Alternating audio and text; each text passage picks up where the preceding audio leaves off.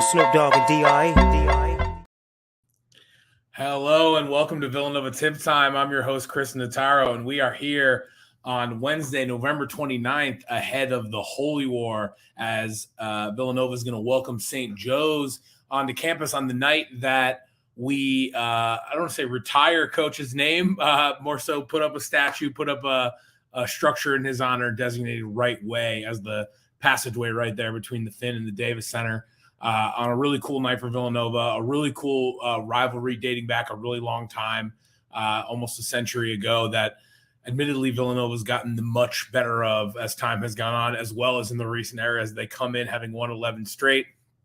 Tonight's Villanova Tip Time, as all Villanova Tip Times, are brought to you by Homefield Apparel as part of the Nova Insider Network. Use promo code Nova Insider, all one word, to get a discount off all the goods over at Homefield Apparel. Perfect stuff as the Christmas season is upon us, for your family, for your office. What do they call those? White elephants? I guess not white elephants. Secret Santa, because they got more than just Villanova stuff too. So check them out. They got a lot of cool merch. But for tonight, we have a very special guest joining us as we're going to talk through, obviously, the Holy War, introduce this St. Joseph's team, what to expect out of this game tonight, as we do actually just announce that we have a key person out of the lineup for St. Joe's tonight. I'm going to talk a little bit about what we're seeing with the team overall, obviously on high vibes coming off of the W in the Bahamas. But my special guest tonight is probably the person I've known for the longest who has been covering Villanova basketball in some way, shape, or form the longest, as I believe his time with VU Hoops goes back to our time as undergrads there at Villanova. Also suffering Mets fans, so he and I can kind of talk all year round and commiserate and celebrate our sports ups and downs. Friend of the program, Chris Lane. Welcome in, my friend. Hey, thanks for having me back on, buddy. I'm embarrassed. I just changed shirts like an hour ago because I have young kids and they're messy, and I threw on red, and I'm seeing that now for the first time and just disgusted with myself. What are we doing? I'm wearing blue, and I was like, is it Villanova enough? And you're coming into the red shirt? I had my Villanova Homefield shirt on, one of the T-shirts they have, one of my favorites, and nice. there was a little bit of an ice cream incident after school today for my young kids where some went flying onto it, and they're great shirts. They hold up extremely well. Most comfortable shirt I've ever had, obviously. But that would have been a pretty bad image, I think, on the video. That's okay. Like I was saying right before we jumped on, I think the people out there have heard from me before every game. They know that I'm high on this team. They know that I'm in love with the transfers. They know that I'm in love with the veterans. Obviously, does this team have stuff to work on? Yes, absolutely. But does this team also have a really high ceiling that could be a lot of fun this year? Yes, also absolutely. So of course I'm leading the witness a little bit, but Chris, give me kind of your overall thoughts on the state of Villanova basketball. And then of course we'll get into some specifics around the Bahamas, but I'd say start with kind of where you at on the team overall. Yeah. Noted happy clapper, as I'm obviously called online a lot as a Kyle Neptune defender, but I think it's fair to say there were real questions coming into the season. I think we all really hoped that the transfer class coming in would plug a lot of holes and make the team take that leap forward, kind of back into at least the top half of the conference or top end of the conference where we appear to be and be competing, after a bad year, but there were a lot of reasons for that bad year. I think the thing I'm most impressed with right now is just the ability of all these new guys to look like they've been playing together for a while. Honestly, like, it usually would take that many new faces a lot of time to gel. And I think we've seen that at Villanova, even dating back under Jay Wright, is, his best teams always had 3, 4, even 5 starters coming back from the year before. That is kind of what we're dealing with now is several new starters and several new guys playing, 20, 25 minutes a game. Everybody looks pretty comfortable with each other. And there's still some defensive communication issues that take some time for any team to iron out, but it looks really fluid at the offensive end to me, and frankly, really fluid in a lot of places at the defensive end, just in terms of the aggression they're playing with and the challenging of on-ball defending that's going on. I think it's really, really impressive, and the depth has a big reason to do that. We mentioned all the transfers, but Jordan Longino looks like he's taken a big leap forward to me. He was always a guy that could pop up in spots, and now he's consistently in attack mode on the offensive end, which is great to see. And I think, down low, getting guys like Lance Ware and even, Nana Njoku going early in the season to take up a lot of that load off of Eric Dixon clearly has made him a much more consistently effective player as well. So I'm with you. I'm really high. I think there's still some questions that I have, and we can get into that as the show goes on, obviously. But I'm very high and really impressed so far with the way this team has driven forward early in the season.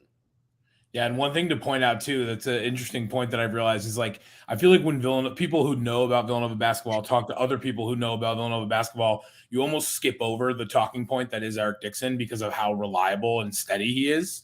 But the fact that he's continuing to ascend in an already great Villanova career is like the biggest foundational block under this team. In addition to all that you said that are all naming 5 or 6 other guys that aren't Eric Dixon who have a high ceiling. You've got several players on this roster that are legitimate NBA prospects. Listen, I've seen all that I need to see to know that it just comes down to whether or not we're playing our best ball at the end of the year, right? Yeah, I think you always hear them joke about that's the goal, and it's like such coach speak and, and player speak as a former athlete, but they really do live by that, right? Is like we would just want to get better and better and better, and this is a pretty good baseline to start from, right? If this is what we are as a team, like I'm not worried at all about us competing at the top end of the Big East and making the NCAA tournament and hopefully getting into the second weekend and beyond. But I do think there's another level this team can go up, right? I praise the defense, and I will continue to praise the defense just because compared to last season, it's like night and day how much ball pressure is going on. And I think a lot of that has to do with just like fresh legs rotating in constantly that everybody can stay aggressive. But you mentioned Eric Dixon, right? And the biggest thing to me, I touched on it before, but having guys like Ware and Njoku who can come in and just shoulder I got to deal with a big fella down low. That's physically exhausting, right? I can be the last line of defense. I can be a really active defender down here, has freed Eric Dixon up, I think, into a better fit for him, which is it's almost just more freedom to him, especially on the offensive end. And I think that comes from having more energy, having more depth, and having more teammates that can help him down low. Because last season, Cam Whitmore, for all his faults, like he was big, he was aggressive, he could defend down low. Justin Moore, when he came back, was another guy that could defend down low. The rest of the team, to me, just like could not handle the physicality, and thus we had this inaggressive defense. So really impressive going forward. Yeah. Talk to me a little bit about, before we get into the Holy War in tonight's game, talk to me a little about what you saw out of the battle for Atlantis. Not necessarily to go game by game. Hopefully everybody out there is listening to all the friends of the program, all the podcasts out there.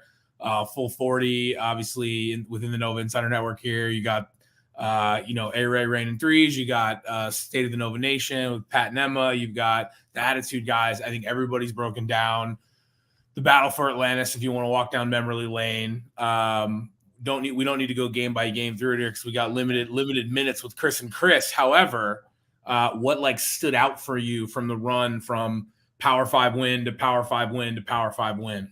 Well, I guess the last one wasn't a Power 5 win, but it was still, I would say, a quality win in its own right.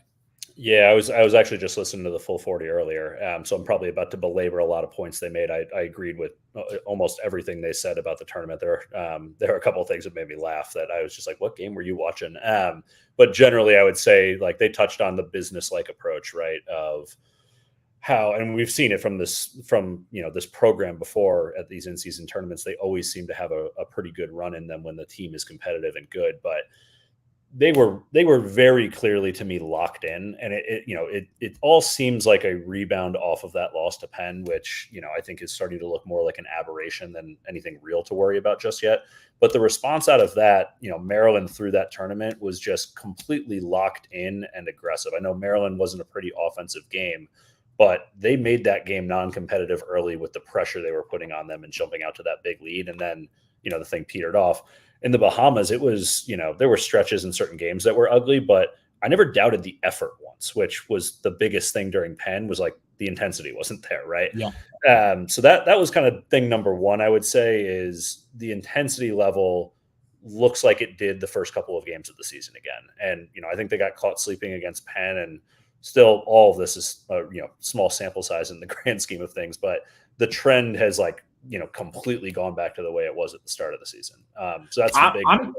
I'm not trying to talk smack about Memphis by any means, But it literally, that game on Friday, I mean, other than Villanova clearly being the better team on the court, it looked like Memphis had been like out partying until like the hour before the game. Like they just looked tired. They looked like they were on the last day of vacation where you just like wanted to get home. And I'm not saying no disrespect meant. That was just what the eye test kind of said. And Villanova took care of business. And I think on the flip side of that, we definitely have a lot of fun with it, talking like, hashtag business trip. Like, I'm all over that. I think it's such an awesome like narrative around just like tactical execution, right? But like it's downright impressive that you could take a group of 18 to 22-year-old dudes to Atlantis and the Bahamas for 4 or 5 days, and like the only real lack of non-focus is like when they get like limited time with their families. And Kyle Neptune said he never even went to the beach. Like it's almost robotic, but you have to respect it, even just from the literal business sense of being able to stay that laser focused. I think that's just an impressive thing to see, and you don't see it out of every team, because all across all these tournaments you see great teams who maybe aren't all the way there once you get to the 3rd, 4th, 5th day of the tournament. Yeah, and I think I was talking with a buddy the other day about this, but it's so interesting to me that, if you look at the NBA and the amount of guys we have started putting in the NBA consistently now that are not just like, I got a roster spot, right? But they're real contributors in the league, and, in some cases, superstars of the league, which you would, 10 years ago, we would have laughed at that, right? Like we just weren't doing that. And consistently what GMs and coaches say, you see it on USA basketball trips and all that, is just like, these Villanova guys are built different, right? And that comes from the culture of the program, and Jay Wright's a big part of that.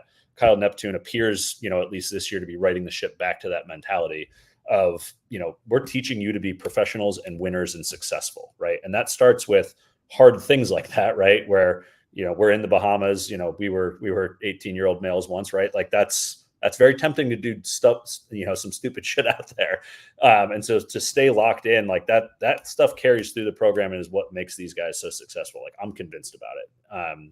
And you see that, other programs will have guys who are built like that, but we seem to be able to get an entire team focused in that direction more often than not.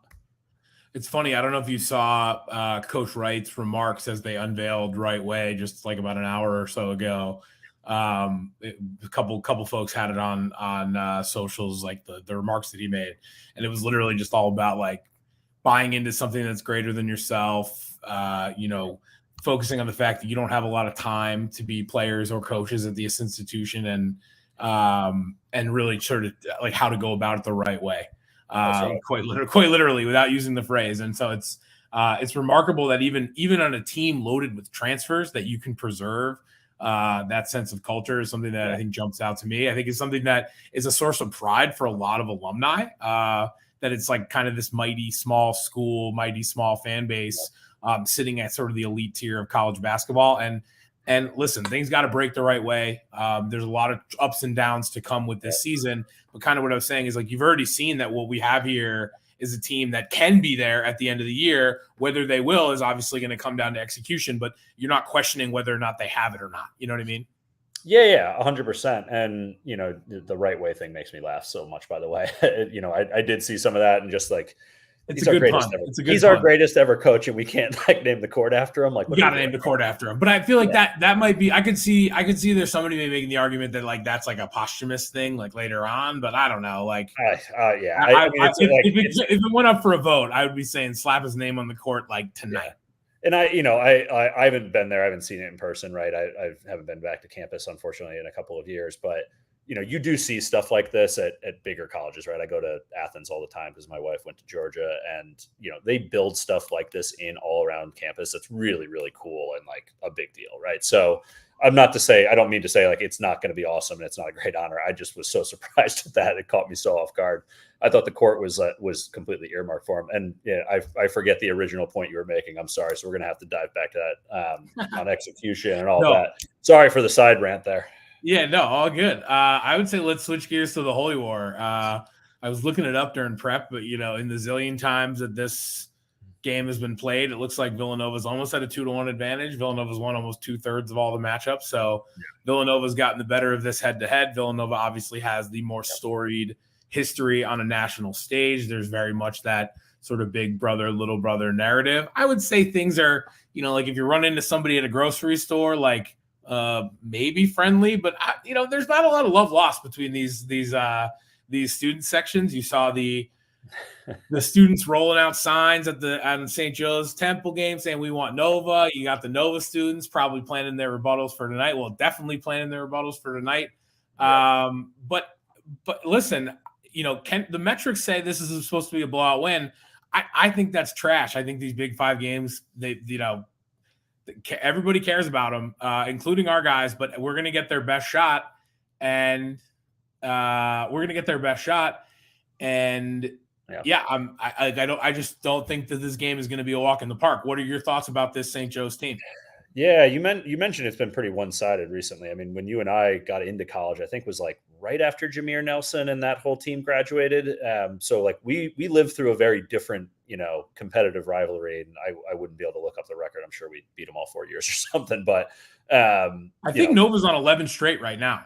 Yeah, so it goes. Yeah, they definitely must have had a couple in there during that time, but. I think of this always as a competitive rivalry just because of the bad blood, right? Like they might not always have the greatest team in the world. They might, struggle. We might win 11 straight, but like, some of those were really bad blowouts during Jay's best years. Like some of them have been close games over the years, I'm sure. So I think that doesn't say too much about the whole thing. I will confess I have not been able to watch them this year, but I do think I hear good things. I know I did see one night they took Kentucky, I think, to overtime. So clearly a much better team. And, even though it's at home, I would expect a good game.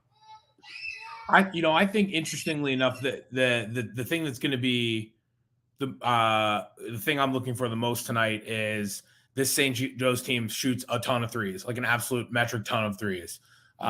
They score like a crazy percentage of their overall points from threes. They are tops in the country in that specific metric. They don't necessarily convert. I think they're shooting 33% overall, so they're going to shoot a ton of them. And it's whether or not they shoot them up, sleep in the streets for them just as much as us, to be honest, with their style of play. It looks like their guy Essendoko, their center's out. So I think that completely changes the complexity of the game for them because of the fact that they're strong on interior defense. And so you could have said before it being announced that he was out that, hey, maybe it's not the easiest night for Eric Dixon. This is a team that can do it down low. But with him out, I think all bets are off. And if you're Villanova, you got to be playing through Eric Dixon because over the last couple of weeks, every single time that Nova was playing well, it was because they were playing through Eric Dixon or Eric Dixon was just taking control. Anytime that Nova underwent either of these crazy scoring droughts, anytime under, we're on the move in the Lane house. The joys of kids, as you know. Yeah, we all know. Two daughters are really going at it out there right now. So thank you for covering me for that. Just to pick up on the last I heard from you there on just the game tonight, I agree with you. I do think, I've heard their guards are pretty good, right? And I didn't hear who you say was out because I didn't see that news. Who was it? Essendoko, the center. Oh, okay. Yeah, so I did hear, I think it's Cam Brown, Xavier Brown, and Eric Reynolds, right? Like they've got some good guards that can really go after it out there. And that's something we've historically struggled with as a program. And that's kind of the matchup I'm looking at tonight mostly is how do we defend a really good set of guards? Not that we haven't faced any this year, right? But against North Carolina, RJ Davis and I think the other guy was Cadeau, right? The freshman. They're very, very quick, very, very good. They're elite type of guards, obviously, but they did get by us several times and cause problems for us defensively. So if St. Joe's can attack the rim effectively and get into the lane, I'm interested to see how our defense reacts. They're gonna have to. Yeah. You figure if they're going to try throw any sort of interesting wrinkle, it's going to be like the drive and ditch sort of style of play here tonight with their center out. It's because it's going to cause all kinds of issues that what makes their defense really good might struggle a little bit tonight. So obviously never want to see an injury outage or anything like that. But I think it's going to be an interesting game nonetheless. I agree. If you're listening to Tommy G's Mainline Minute, I think he said at the end of his most recent episode, this is, he expects Nova to win, but it doesn't expect it to be a blowout. And I'm right there with him on that call. But I think that's going to about bring us down to game time here. We're right at 6:30. Excited. We have John Fonta and Donnie Marshall on the call tonight. Yeah, my boy Fonta. Love him. Yeah, so that's a big one. Good to see him getting in the, he's kind of slowly started to work his way into more, big time games on the call. Getting a Holy War game is, big congrats to him for getting the nod to take that call with Donnie Marshall. So I'm excited to hear them call it. That game's on FS1. But for now, ladies and gentlemen, it's tip time.